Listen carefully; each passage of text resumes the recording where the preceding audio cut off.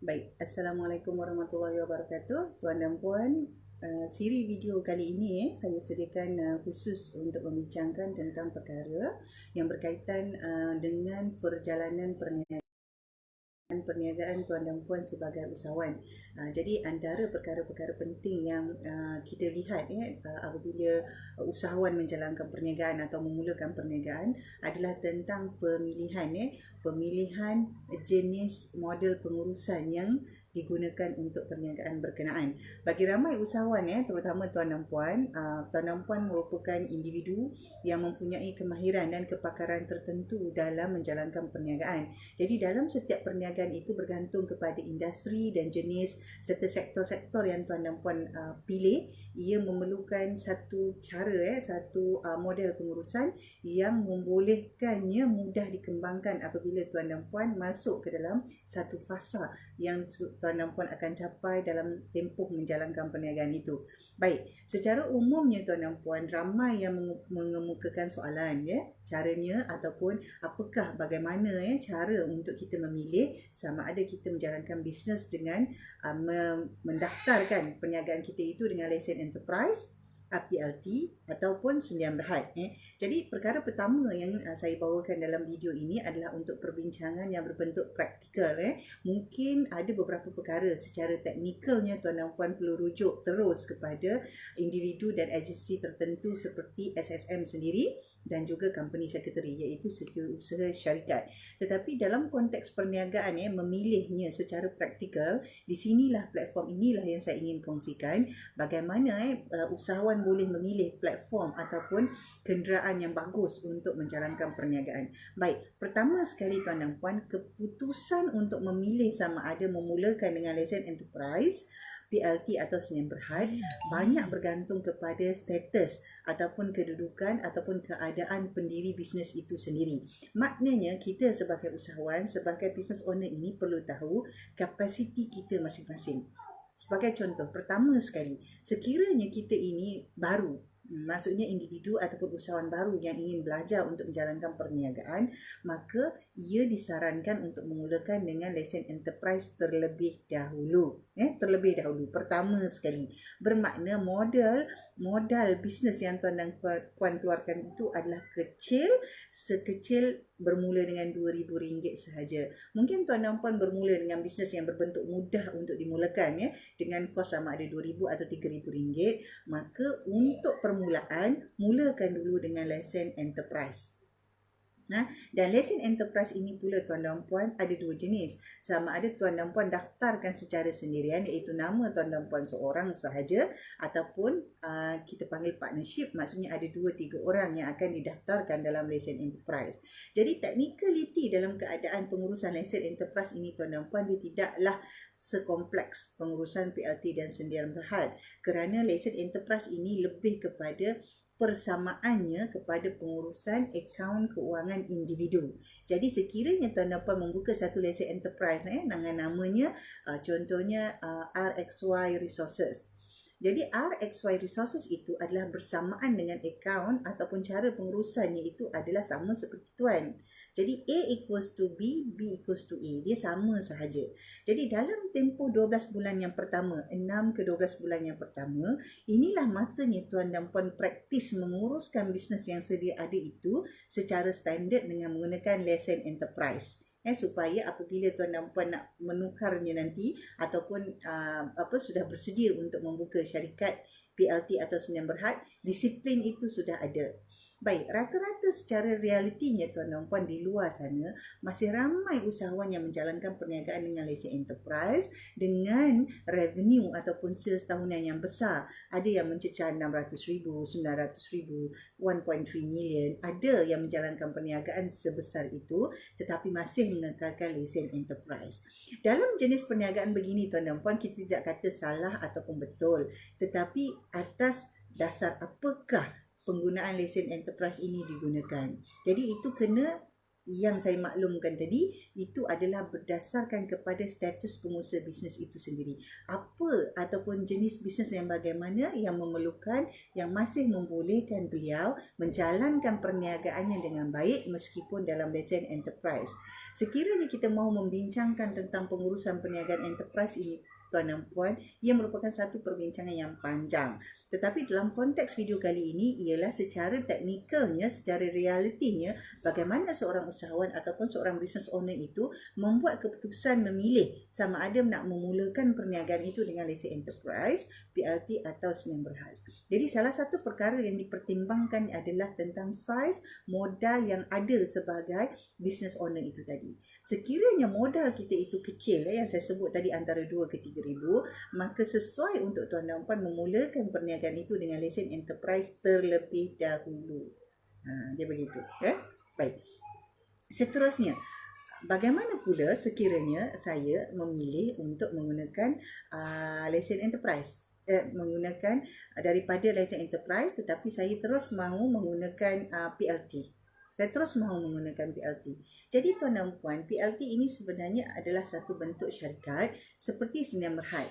Tetapi PLT ini istimewanya adalah dia separa enterprise dan separa senian berhad. Jadi untuk itu banyak perkara-perkara teknikal yang berkenaan dengan PLT yang tuan dan puan perlu ada dahulu, perlu dapatkan maklumat ini terlebih dahulu. Dan maklumat-maklumat ini tuan dan puan ada diletakkan, dimuat naik oleh SSM sendiri di laman web mereka. Maka tuan dan puan masuk ke laman web SSM dan dapatkan beberapa rujukan ataupun nota-nota ataupun file-file yang memang sudah diletakkan dalam website itu untuk tuan dan puan rujuk terlebih dahulu.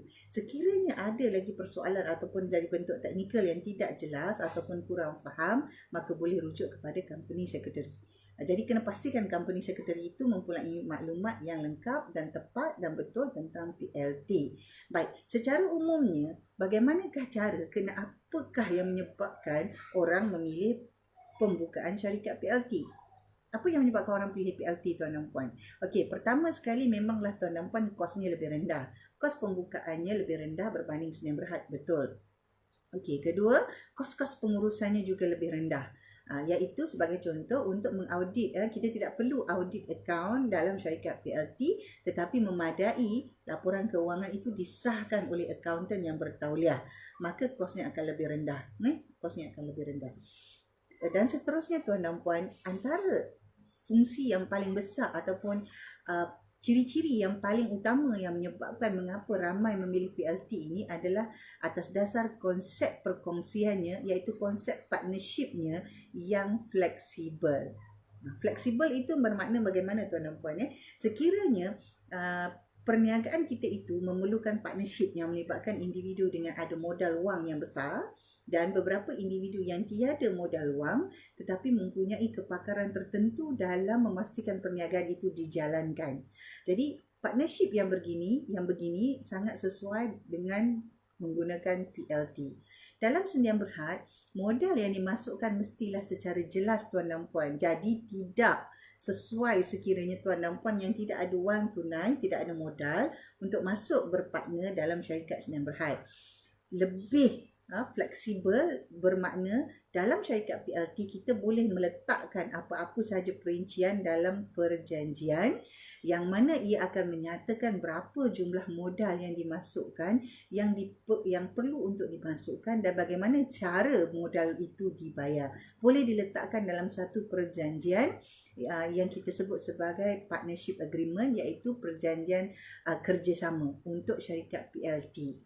Tetapi dalam senian berhad tidak ada ya tuan dan puan. Dalam senian berhad yang ada adalah perjanjian pemegang saham. Jadi dia berbeza. Jadi bagi syarikat startup biasanya yang melibatkan pemodal ataupun individu yang membawa masuk modal tunai dan satu kumpulan individu pula yang membawa masuk modal kepakaran, iaitu mereka yang bekerja dalam syarikat PLT itu, maka itulah mereka memilih syarikat PLT sebagai permulaan. Jadi untuk syarikat PLT juga, sekiranya tuan dan puan ingin memulakan perniagaan secara partnership, kosnya adalah lebih rendah berbanding senian berhad. Untuk membuka sahaja syarikat PLT sebenarnya tidak mahal, memerlukan dalam sekitar RM500, tetapi untuk dokumentasi dan perkara-perkara lain itu mungkin ada charge tambahan yang perlu dikeluarkan untuk memastikan penubuhan syarikat PLT itu selesai, termasuklah kos menyediakan perjanjian kerjasama. Jadi berbanding dengan Sdn Bhd. Sdn Bhd sekurang-kurangnya 2,500 tuan dan puan mesti ada, dan sekurang-kurangnya tuan dan puan mesti ada kos retainer fee untuk setahun. Jadi sekiranya untuk syarikat Sdn Bhd sahaja sekurang-kurangnya modal untuk syarikat itu sahaja antara sekitar 5 ke 7 ribu untuk setahun tuan dan puan. Tetapi untuk syarikat PLT tidak. Mungkin tuan hanya memerlukan antara RM2,500 untuk setahun dalam kos pengurusan, dengan syarat compliance officer-nya dilantik di kalangan pekongsi itu sendiri. Maksudnya kalau ada 2-3 orang partner, salah seorang itu adalah compliance officer-nya. Jadi dia begitu. Jadi bagaimana kita memilih sama ada enterprise, PLT, Sdn Bhd? Pertama sekali dia bergantung kepada status usahawan itu sendiri, founder itu. Jadi apabila dia jelas apa yang sama ada dia ini membawa modal utama ataupun dia ini adalah pekongsi yang membawa kepakaran utama, maka perlu dilihat dalam konteks itu tuan dan puan ya. Dan kedua adalah tentang jenis perniagaan itu, sektor dan industri apa yang tuan dan puan masuk dalam perniagaan yang tuan dan puan jalankan itu. Ada sesetengah perniagaan meskipun tuan dan puan membuka PLT dan Sdn Bhd masih memerlukan enterprise untuk mendapatkan beberapa jenis lesen profesional. Jadi dalam keadaan itu enterprise masih diperlukan untuk memegang lesen itu tadi. Walau bagaimanapun syarikat pengurusannya masih boleh dibentuk dalam bentuk PLT ataupun Sdn Bhd. Jadi flexibility cara pengurusan ini sama ada dengan enterprise, PLT atau Sdn Bhd ini sangat bergantung kepada tuan dan puan sebagai pengusaha, sebagai usahawan, sebagai business owner untuk menentukan yang mana satu yang perlu dilakukan, yang mana satu yang perlu dipilih pada masa sekarang untuk keadaan sekarang yang sesuai untuk status bisnes yang sedia ada. Baik, jadi untuk itu tuan dan puan, ramai juga yang bertanya bagaimana sekiranya ada di kalangan kita yang tidak boleh menampakkan nama dalam syarikat. Ini juga sebenarnya salah satu perkara yang mana menyebabkan ramai beberapa individu memilih PLT, dan sekiranya PLT atau Sdn Bhd dipilih dan nama tuan dan puan tidak boleh, maksudnya blacklist, tak boleh duduk dalam mana-mana documentation itu, maka tuan dan puan perlu menyusunkan situasi berkenaan dalam konteks proxy. Dalam konteks proxy ini tuan dan puan perlulah merujuk kepada urusan yang melibatkan khidmat nasihat guaman, iaitu bersama peguam untuk menentukan bagaimana perjanjian proxy ini pula perlu dizahirkan. Jadi kena lihat juga. Jadi sekiranya tuan dan puan memang tidak boleh membuka atau nama ada isu tertentu yang membolehkan, yang tidak membenarkan tuan dan puan mendaftar sebarang perniagaan, maka enterprise pun tak boleh, PLT pun tak boleh, Sdn Bhd pun tak boleh. Jadi untuk kategori itu tuan dan puan perlu untuk ada individu yang membolehkan tuan menjadi proksi atas nama beliau, dan nama beliau itu yang diletakkan. Biasanya ia hanya sesuai untuk PLT dan Sdn Bhd. Enterprise dia biasanya tidak membolehkan kita begitu, terutama apabila dia memerlukan sijil profesional yang khusus. Bermakna sijil itu ataupun lesen itu dianugerahkan ke atas individu, tetapi dengan syarat mendaftar di SSM atas nama lesen enterprise. Jadi dalam keadaan itu ia juga berbeza tuan dan puan. Ada satu situasi di mana ada dua orang individu yang ingin menjalankan bisnes, tetapi nama mereka atas kapasiti kerja semasa tidak boleh untuk dizahirkan di SSM. Maka mereka menzahirkan nama adik-beradik mereka. Mereka lantik adik dan abang untuk duduk dalam lesen enterprise itu dan menjadi proksi kepada mereka, dan mereka menjalankan bisnes sepenuhnya. Maka perancangan dan penyusunan begini boleh dibuat, tetapi mestilah dengan adanya dokumen-dokumen yang menterjemahkan, yang menzahirkan niat baik ini dan mengambil kira proksi ini tadi, maksudnya penama itu tadi mendapat manfaat yang sewajarnya. Jadi kalau kita guna nama orang lain untuk duduk atas enterprise itu, maka pengiraan cukai dan pendapatan semua sebenarnya liability adalah atas penama itu. Maka mesti ada satu perjanjian yang membolehkan bahawa beliau ini tidak akan mendapat perkara ataupun kesan-kesan buruk daripada adanya nama beliau dalam rekod SSN itu tadi. Jadi kesemua ini tuan dan puan, pemilihan ini mestilah berdasarkan keadaan dan situasi serta tujuan tuan dan puan menjalankan perniagaan itu tadi.